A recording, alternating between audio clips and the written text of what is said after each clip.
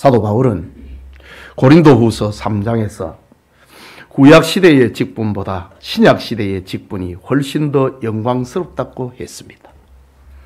구약의 직분은 죄를 깨닫게 하여 사람이 죄인이라는 사실을 알게 하는 일종의 죽이는 직분이라면, 복음의 직분은 중보자 예수 그리스도를 알게 하여 죄인을 살리는 직분이기 때문입니다. 구약의 직분도 영광스러워서 하나님의 말씀을 전하는 모세의 얼굴을 쳐다보지 못하였다면 신약의 직분은 얼마나 영광스러운 것인가, 이것을 고린도후서 3장에서 말했습니다. 그리고 4장에서는 사람의 육체와 의지는 질그릇같이 연약하다고 했습니다. 즉 사람은 거친 질그릇 같고 상하고 깨어지고 병들기 쉬운 육체라는 말입니다. 하지만 이 질그릇에 예수 그리스도를 구주로 믿고 복음을 영접한 자는 보배를 가진 사람이라고 했습니다. 이것이 신약의 그리스도인의 자긍심이요 자존감이라는 말입니다. 여러분, 이집트나 유럽의 박물관에 가면은 수천 년 전에 죽은 사람의 시체를 화려한 진열대 안에 안치해 놓은 것을 보게 됩니다. 이것은 질그릇에 담긴 보화라기보다 보배 속에 담긴 송장이라고 해야 할 것입니다. 영적으로 말하면 불신자들이 가진 권세와 재물과 교양과 의상과 인기와 학벌 등은 모두 화려한 진열대와 같습니다. 그러나 그 진열대가 아무리 화려해도 그 속에 예수님이 없으면 미라 인생과 같다는 뜻이지요. 하지만 그리스도인이 가난하고 병들고 늙고 초라해서 육신이 질그릇 같은 진열대라고 할지라도 그 속에 예수 그리스도의 생명이 있고 복음이 있고 영생이 있고 보배를 가진 것입니다. 사도 바울 역시 자기 안에 이 보배를 소유했기에 사방으로 우겨삼을 당하여도 쌓이지 아니하고 답답한 일을 당하여도 낙심하지 아니하며 핍박을 받아도 버림받지 아니하며 거꾸로 뜨림을 당하여도 망하지 않는다. 복음 대신 그리스도를 마음에 모신 이의 성도의 가치와 영광을 말하는 겁니다.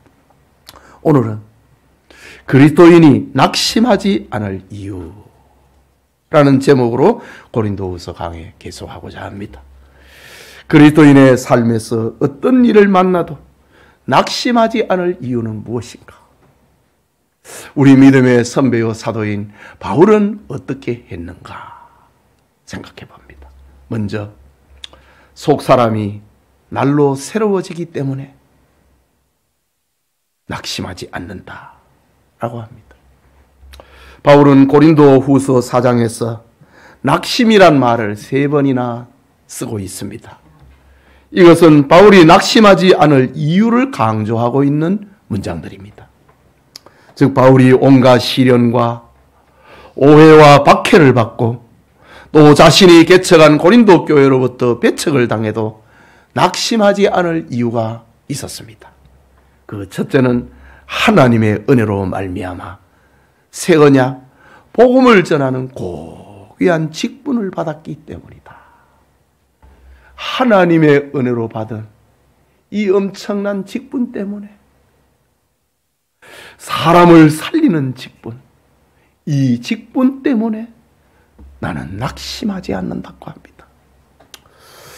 4장 1절에 보면은 그러므로 우리가 이 직분을 받아 긍휼하심을 입은 대로 낙심하지 아니하고 라고 했습니다. 하나님께로부터 받은 이 직분이 얼마나 가치 있는 것이었기에 환난을 만나도 배척을 당해도 낙심하지 않는다. 내가 하나님 앞에 부름받았다는 거지요. 둘째는 질그릇 같은 육체의 보배이신 그리스도를 가졌기 때문이라고 합니다. 고린도후서 4장 8절에 우리가 사방으로 우겨삼을 당하여도 쌓이지 아니하고 답답한 일을 당하여도 낙심하지 아니하며 라고 합니다. 이것이 바울이 환난 속에서도 낙심하지 않을, 내가 하나님으로부터 받은 직분이 너무 귀하기 때문에 내가 무시를 당하고 배척을 당하고 환난을 받아도 낙심하지 않는다. 그리고 내 안에 보배 되신 그리스도가 계시기 때문에 나는 낙심하지 않는다 라고 합니다. 그리고 오늘 본문에 낙심하지 않을 이유를 또 설명하는데, 속사람이 날로 새로워지기 때문이다 라고 합니다. 본문 16절입니다. 그러므로 우리가 낙심하지 아니하노니 우리의 겉사람은 낡아지나 우리의 속사람은 날로 새로워지도다 라고 했습니다. 바울은 겉사람과 속사람을 대조를 합니다. 그 사람은 죽어 흙으로 돌아갈 수밖에 없는 육체를 가진 인간을 말하는 겁니다. 질그릇 같은 인간을 말하는 거지요. 바울은 겉사람은 낡아진다고 합니다. 우리의 육체는 세월의 흐름에 따라 낡고 노쇠하기 마련입니다. 의학자들에 따르면 사람의 육체는 20대부터 늙는다고 합니다. 그리고 세월이 흐를수록 모든 기능들은 점점 저하되는 겁니다. 질병에 대한 면역성도 현저히 떨어집니다. 그 사람의 노화 현상은 누구도 막을 수 없는 겁니다. 그래서 오늘날 노인병은 요양병원마다 환자들로 넘쳐나고 있는 겁니다. 전도서 12장 1절과 2절에 너는 청년의 때에 너의 창조주를 기억하라. 곧 곤고한 날이 이르기 전에, 나는 아무 낙이 없다고 할 해가 가깝기 전에, 해와 빛과 달과 별들이 어둡기 전에, 비 뒤에 구름이 다시 일어나기 전에 그리하라. 너의 창조자를 기억하라. 사람은 낡아집니다. 그 사람은 쇠하여집니다. 그 사람이 낡아지는 것은 모든 인간에게 적용이 되는 생성과 소멸의 원리입니다. 사도 바울의 육체도 그랬습니다. 그는 여러 번 전도 여행에서 수많은 매를 맞았고 온갖 수고를 냈으며 굶주리고 헐벗을 때가 많았습니다. 그는 육체의 가시 때문에 하나님께 3번이나 기도할 정도로 고통스러운 날들을 보내야 했습니다. 바울의 겉모습이 낡아지는 것은 일반인들에 비해서 더하면 더했지 못하지 않았습니다. 바울은 자신을 죽음에 넘겨주는 생활을 하며 많은 고단을 받고 날마다 십자가의 길로 갔기에 육체는 더 쇠할 수밖에 없었던 겁니다. 이에 반해 속사람은 복음을 통해 그리스도를 믿음으로 중생한 영적 실존을 말하는 겁니다. 고린도후서 5장 7절에는 그런즉 누구든지 그리스도 안에 있으면 새로운 피조물이라. 이전 것은 지나갔으니 보라 새 것이 되었도다. 어린아이도 상관이 없고 중년도 상관이 없고 노인도 상관이 없습니다. 거동을 잘 하지 못하는 노인이라 할지라도 누구든지 그리스도 안에 있으면 새로운 피조물이라. 이전 것은 지나갔으니 보라 새 것이 되었도다. 속 사람을 말하는 겁니다. 에베소서 2장 5절에는 허물로 죽은 우리를 그리스도와 함께 살리셨고 너희는 하나님의 은혜로 구원을 받은 것이라고 했습니다. 말하자면 속 사람은 장차 다가올 새로운 세대의 사람을 말하는 겁니다. 이 새로워짐은 종말론적으로 그리스도께서 재림하실 때 완성이 되는데 성령의 역사하심으로 말미암아 그리스도인의 속사람은 지금도 현재화되는 겁니다. 그래서 바울은 이것을 가리켜 날로 새로워진다. 예수님이 재림하면은 우리는 완전히 새로워지지만은 우리가 이 땅에 사는 날 동안은 날로 새로워진다. 우리가 이런 은혜를 받은 겁니다. 그렇다면 우리의 속사람은 어떻게 날로 새로워질 수 있을까? 먼저는 하나님의 말씀으로 새로워집니다. 히브리서 4장 12절과 14절에 하나님의 말씀은 살아있고 활력이 있어 좌우의 날선 어떤 것보다도 예리하여 혼과 영과 및 관절과 골수를 찔러 쪼개기까지 하며 또 마음의 생각과 뜻을 판단하라니 지은 것이 하나도 그 앞에 나타나지 않음이었고 우리의 결산을 받으실 이의 눈앞에 만물이 벌거벗은 것 같이 드러나리로다. 우리는 하나님의 말씀을 통하여서 우리는 날로 새로워지는 겁니다. 우리의 속사람은 하나님의 말씀으로 늘 수술받고 연단을 받아서 새로워진다는 말입니다. 또 우리는 어떻게 새로워질 수 있는가? 기도로 새로워지는 겁니다. 다윗은 시편 51편 10절에 하나님이여 내 속에 정한 마음을 창조하시고 내 안에 정직한 영을 새롭게 하여 주옵소서. 기도입니다. 기도로 나를 새롭게 해달라고 합니다. 내 속사람을 새롭게 해달라고 합니다. 정한 마음, 새로운 마음을 창조해 주시고 정직한 영을 새롭게 해달라고 기도했습니다. 주 우리가 기도하면은 성령께서 우리의 기도를 도우십니다. 기도를 통하여서 성도의 속사람은 하늘의 신선한 공기를 마시게 되는 겁니다. 기도하는 영혼은 늘 새로워집니다. 특별히 회개 기도는 죄악의 낡은 옷을 벗어버리고 하나님이 지으신 거룩한 옷을 입는 것과 같은 겁니다. 따라서 기도하는 성도, 회개하는 성도는 오늘 바울의 표현처럼 그 속사람이 날로 새로워지는 겁니다. 기도를 통해 갖고 그 사람은 낡아지지만 우리의 속사람은 하나님의 말씀으로 기도를 통해서 새로워진다라는 겁니다.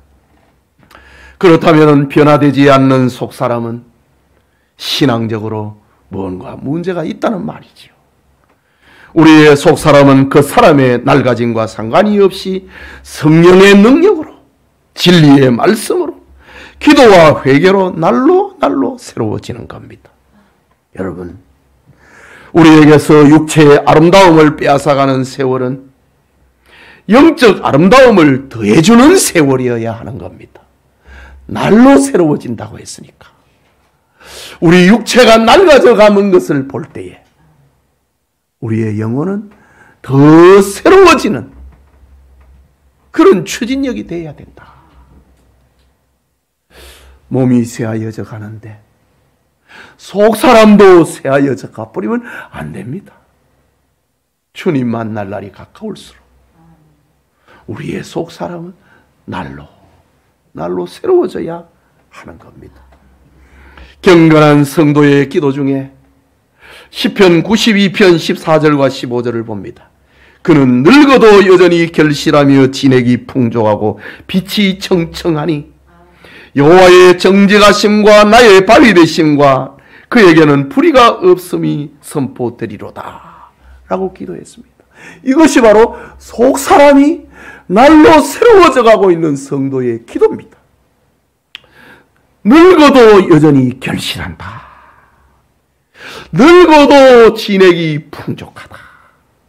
늙어도 그 빛이 청청하다. 이게 속사람이 새로워지는 성도의 모습입니다. 우리 권사님들, 그 사람은 이렇게 쇠하고 늙어가고 있지만은 속사람은 이렇게 늙어도 결실하고 진액이 풍족하고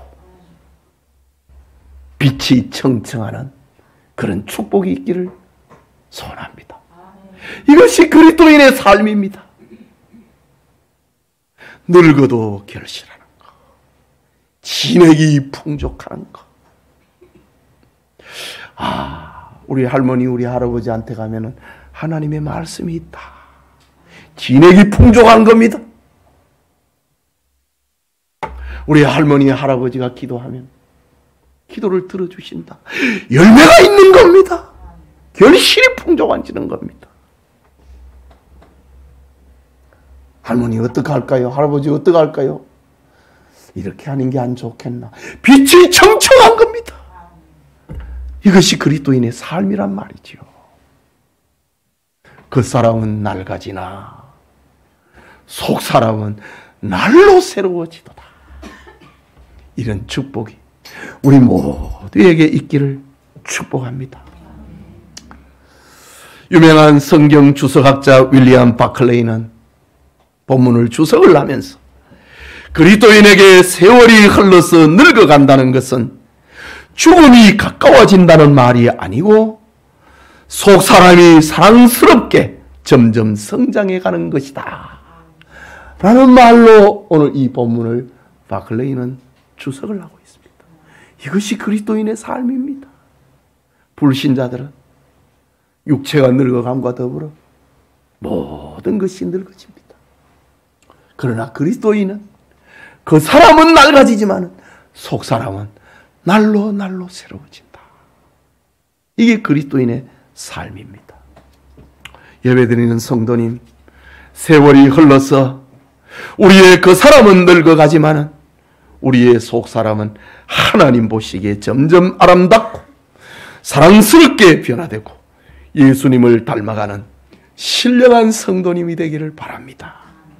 즉 우리의 그 사람이 낡아지는 것은 막을 수 없지만은 속 사람은 반드시 새로워져야 하는 겁니다. 우리 성도님들이 낙심하지 않고 늙어갈수록 더욱 아름답고 속 사람이 새로워지는 은혜가 있기를 축복합니다. 내 속 사람은 새로워진다. 이것이 우리가 이 땅에 살면서 낙심하지 않을 이유다. 둘째는 크고 영원한 영광이 다가오기 때문입니다. 17절을 봅니다. 우리가 잠시 받는 환난에 경한 것이 지극히 크고 영원한 영광에 중한 것을 우리에게 이루려 함이니 라고 합니다. 그리스도인이 낙심하지 않을 이유로 바울은 17절에서 두 가지 사실을 대조하면서 설명합니다. 하나는 환난은 피할 수 없다는 거고, 다른 하나는 환난을 당할지라도 미래에 받을 영광에 비하면 그 환난은 오히려 가볍다는 겁니다. 이것을 설명하기 위해서 잠시와 영원, 경한 것, 가벼운 것과 중한 것, 무거운 것, 이렇게 표현하고 있습니다. 바울은 그리스도인이 낙심하지 말아야 할 이유로 우리가 세상에서 받는 환난은 잠시라고 합니다. 잠시라고 합니다. 죽음이 다가와도 눈 깜짝, 잠깐 후에는 천국에서 우리 눈을 뜰 것이다. 그러면서 초대교회 성도들이 사자의 밥이 되었지요. 잠깐이다 이거지. 성도가 그리스도를 위하여서 세상에서 잠시 받는 환난은 장차 지극히 크고 중하고 영원한 영광을 이루는 것이라고 합니다. 이루는 것, 만들어가는 것이라는 뜻입니다. 그렇다면 무엇이 성도들이 받는 환난이 영원한 영광에 중요한 것을 이루어가는 걸까? 영광을 만들어가는 것일까? 그것은 첫째로 환난은 성도들로 하여금 오직 하나님만 의지하게 만들기 때문입니다. 고린도후서 1장 9절에 보면은 우리는 우리 자신이 사형 선고를 받은 줄 알았으니, 바울의 전도 현장에서 당하는 고통을 말합니다. 이는 우리로 자기를 의지하지 말고 오직 죽은 자를 다시 살리시는 하나님만 의지하게 하심이라 하였습니다. 여러분, 환난을 겪어보지 않으면은 자기를 의지하고 자기 뜻대로 살고 싶어 합니다. 자신의 사회적인 지위, 자기의 재능, 자기의 재물, 자식, 그리고 자기의 경험 등을 의지하게 됩니다. 그런데 환난을 당하면은 이 모든 것이 헛되다는 것을 깨닫게 됩니다. 오직 전지전능하신 하나님만을 의지하는 독실한 신앙인으로 변해가는 겁니다. 이것이 환난을 통하여서 만들어져가는 그리스도인의 형상입니다. 헛되니 모든 것이 헛되더라. 환난을 당하면 내가 가지고 있는 지위, 재물, 권세 아무것도 아니라는 걸 알게 됩니다. 여러분, 지금도 병원 중환자실에 있는 환자들을 한번 보십시오. 그들은 다 헛되다는 것을 체험한 사람들입니다. 건강하고 잘 나갈 때 자기가 뭐 대단한 줄 알지, 딱 환난을 당하면 나는 아무것도 아니다. 그걸 배우게 됩니다. 지금 바울은 그걸 말합니다. 우리 자신이 사형 선고를 받은 줄 알았으니 이는 우리로 자기를 의지하지 말고 오직 죽은 자를 다시 살리시는 하나님만 의지하게 하려 함이라 했습니다. 그렇기 때문에 환난은 성도들로 하여금 하늘의 큰 영광을 이루어가고 만들어가게 되는 겁니다. 다음으로 성도가 받은 환난에는 지극히 크고 영광스러운 것을 이루어간다고 했는데, 환난은 하나님의 보상이 있기 때문입니다. 예수님께서 말씀하시기를 마태복음 5장 10절과 12절에 의를 위하여 박해를 받는 자는 복이 있나니 천국이 그들의 것임이라.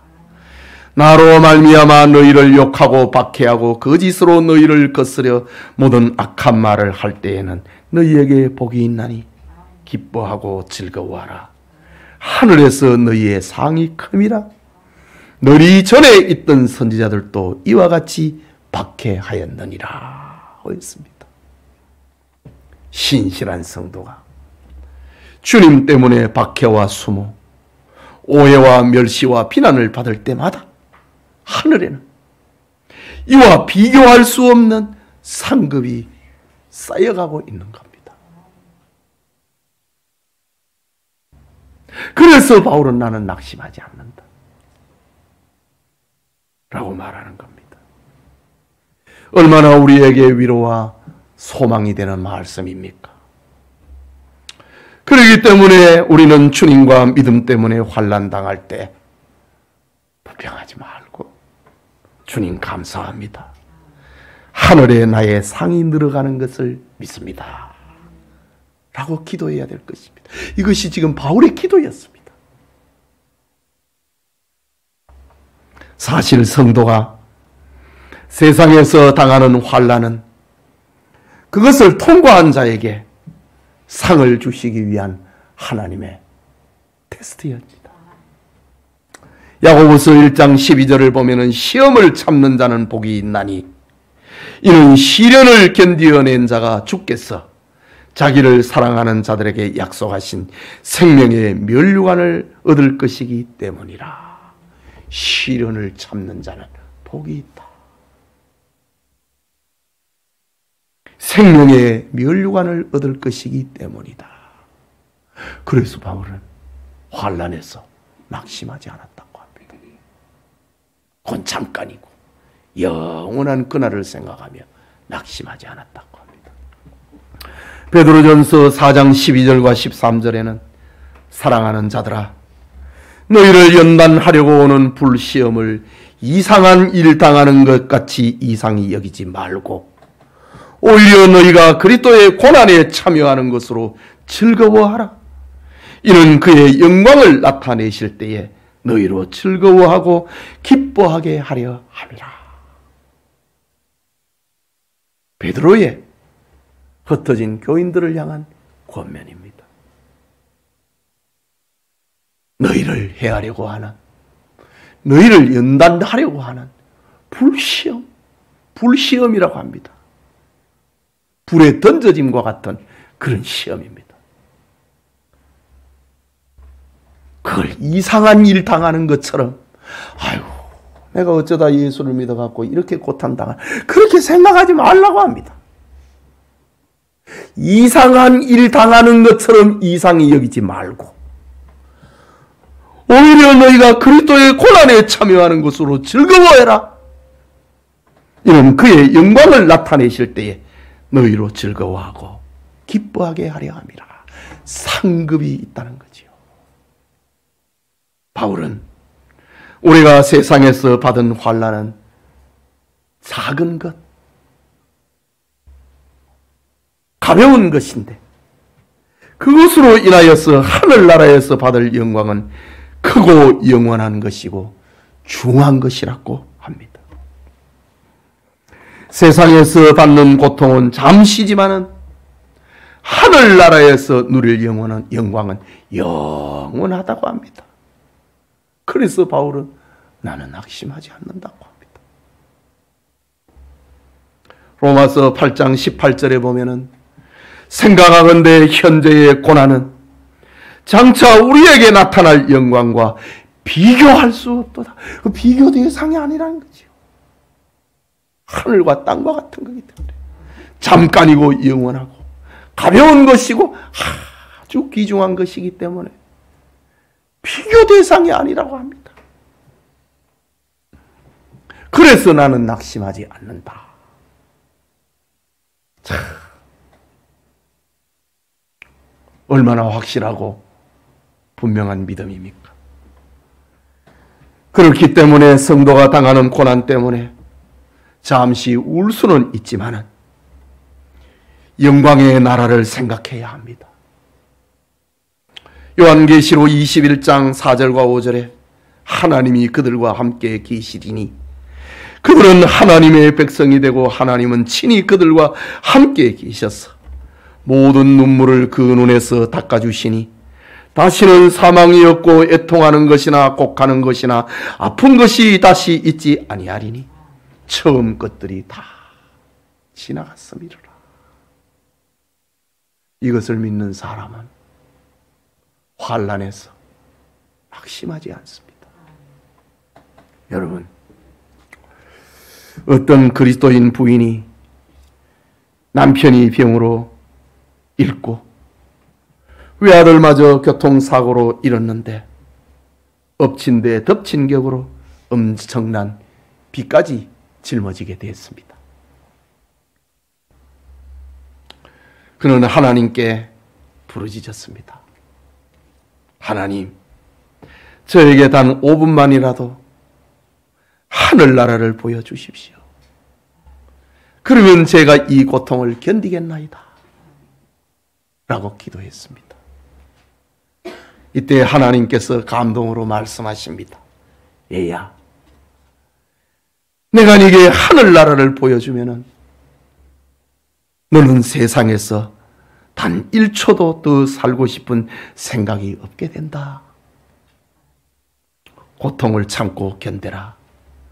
하늘나라에 너의 상이 있단다. 이런 음성을 듣고 이것이 위로가 되어서 그 어려움을 견뎌냈다고 합니다. 지극히 크고 영원한 영광을 기대하며 고통을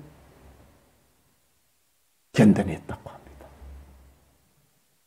하나님께서 우리에게 지금 천국을 보여주면 이 세상에 너는 살라고 안 할 것이다. 조금만 기다려라. 하늘에 네 상이 있다. 이런 소리에 용기를 내고 아픔을 이겼다고 합니다. 지극히 크고 영원한 영광에 중한 것이 바울이 그랬던 것처럼 우리 성도님들의 것이 되기를 축복합니다. 마지막으로 낙심하지 않을 이유는 영원한 소망이 있기 때문입니다. 18절에 우리가 주목하는 것은 보이는 것이 아니요 보이지 않는 것이니 보이는 것은 잠깐이요 보이지 않는 것은 영원함이라고 했습니다. 여기 우리가 주목하는 것, 주목한다라고 합니다. 이 말은 헬라말로 스코페오라는 말인데 생각한다, 소망한다 라는 뜻을 담고 있습니다. 즉 눈에 보이는 것이란 현세의 것, 이 세상의 것, 그 사람에게 속한 것을 말합니다. 반면에 보이지 않는 것이란 하늘나라의 것, 영원한 것, 신령한 것을 말합니다. 본문의 바울이 세상에서 낙심하지 않을 이유로 보이지 않는 것을 생각하고 소망하기 때문이다.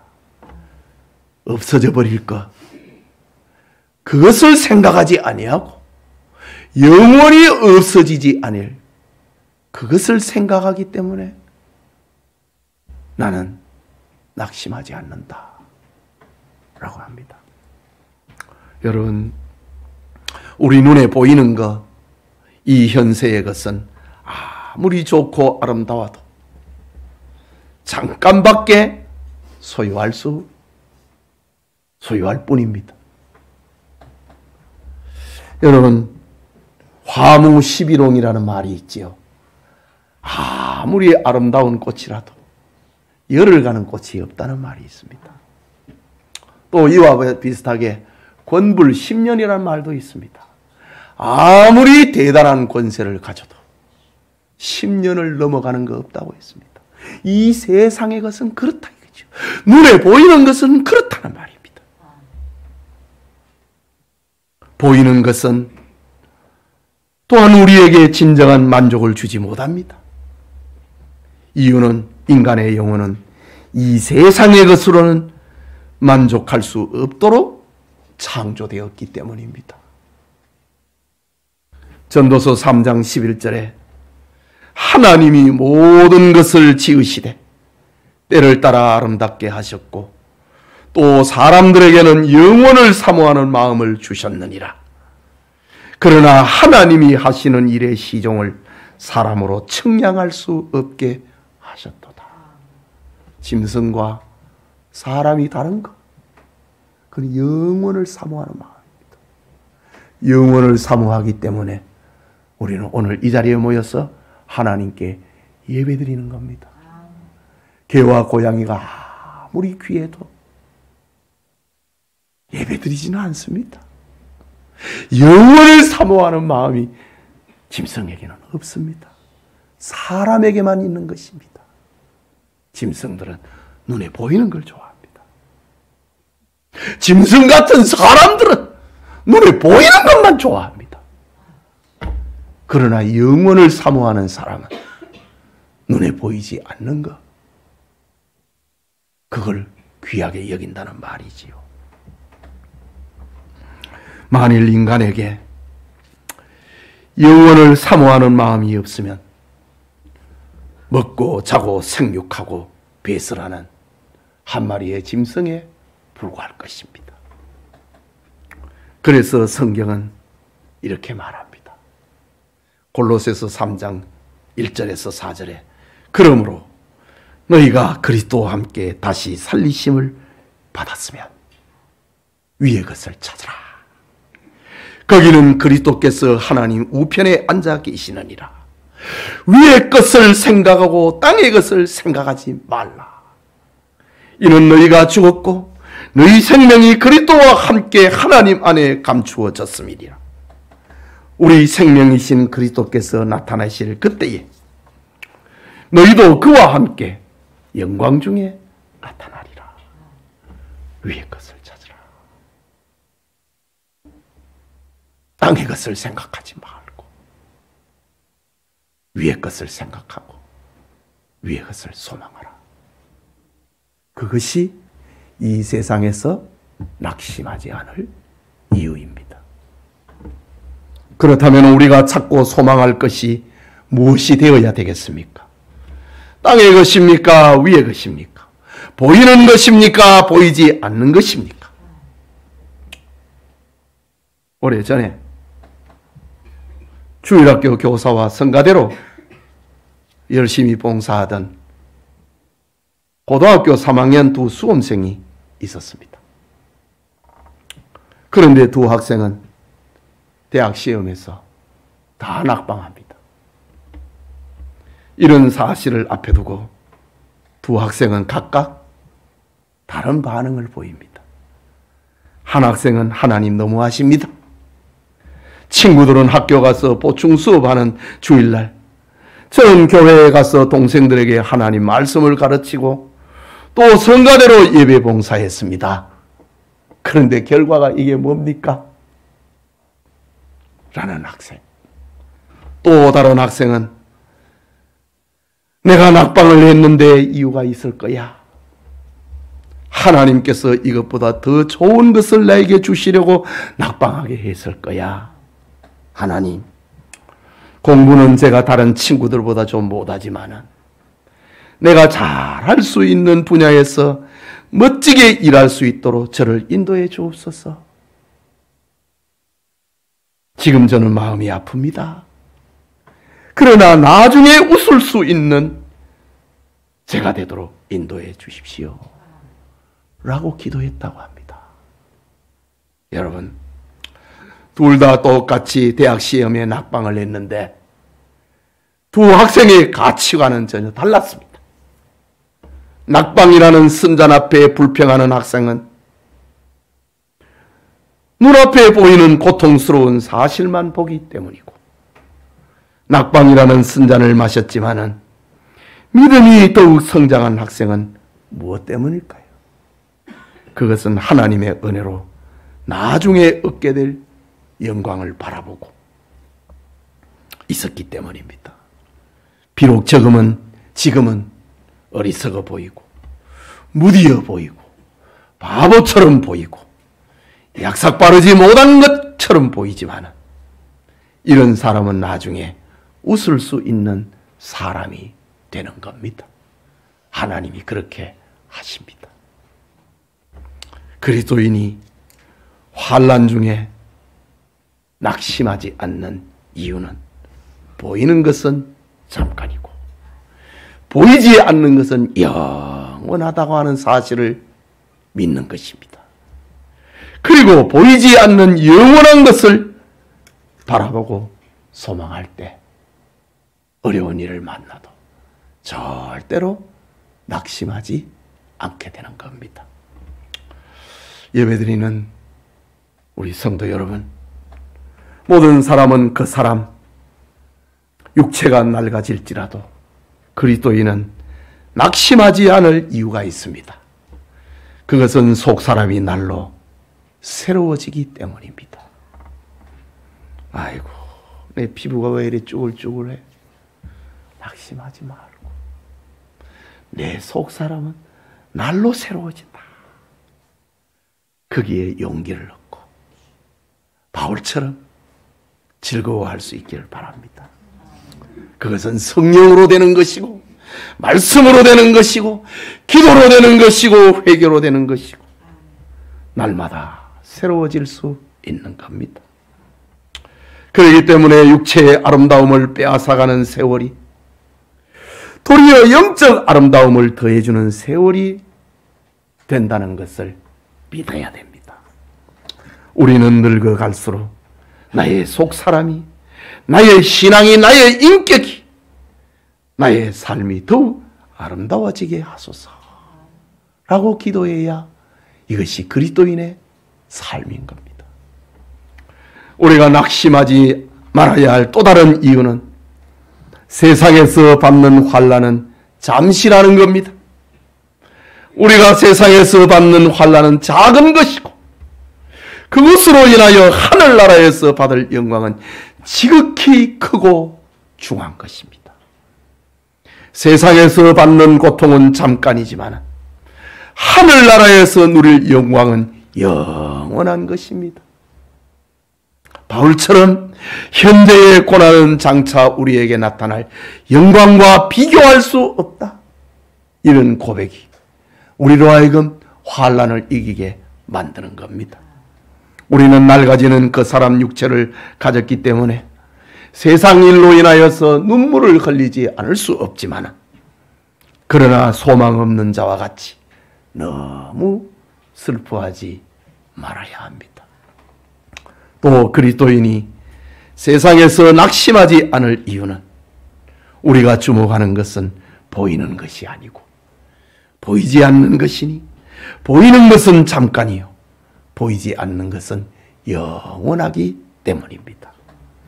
과연 우리의 돌아보는 것, 소망하는 것, 추구하는 것은 눈에 보이는 것을 넘어서서 위의 것, 하늘나라의 것, 영원한 것이 되어야 한다는 말입니다. 요한일서 2장 15절과 16절에는 이 세상이나 세상에 있는 것들을 사랑하지 말라. 누구든지 세상을 사랑하면 아버지의 사랑이 그 안에 있지 아니하나니 이는 세상에 있는 모든 것이 육신의 정욕과 안목의 정욕과 이생의 자랑이니 다 아버지께로부터 온 것이 아니요 세상으로부터 온 것이니라. 그래서 땅의 것을 생각하지 말고 하늘의 것을 생각해라. 여러분, 염세주의 철학자 쇼펜하우어는 이런 말을 했습니다. 인생은 의미가 없다. 그러므로 나지 않은 것이 행복인데 이미 났으니 빨리 죽는 것이 낫다. 라는 말을 남겼습니다. 싱클턴 역시 옳은 것도 없고 적당한 것도 없다. 우리는 잿더미 속에서 씨를 뿌리고 그 속에서 추수한다. 라는 말을 남겼습니다. 이들은 그 사람의 실상만 보았기 때문입니다. 그 사람은 타락으로 인하여서 영적으로 죽은 상태이기 때문에 죄와 질병과 고생, 죽음으로 육체에 사여가는 것입니다. 그것만 보고 쇼펜하우어는 그리고 싱글턴은 사람들의 마음을 흔들어 놓았습니다. 빨리 죽는 게 낫다. 라고 말이지. 우리 연세 드신 우리 어머니들, 아이고 나 빨리 죽어야지. 그런 말 하지 마세요. 속 사람이 더 새로워져야지. 우리는 결코 세상으로 인하여 낙심하지 않아야 됩니다. 포기해서는 안 됩니다. 비록 과거가 어둡고 죄악 가운데 얼룩졌다 할지라도 주님을 생각하고 속 사람을 생각하고 크고 영원한 영광을 소망해야 합니다. 보이지 않는 영원한 세계를 마음에 담고 날로 새로워지고 행복해져야 하는 겁니다. 더 나아가 하나님 앞에 기도하면은 하나님은 우리에게 지혜를 주시고 총명을 주시고 능력을 주십니다.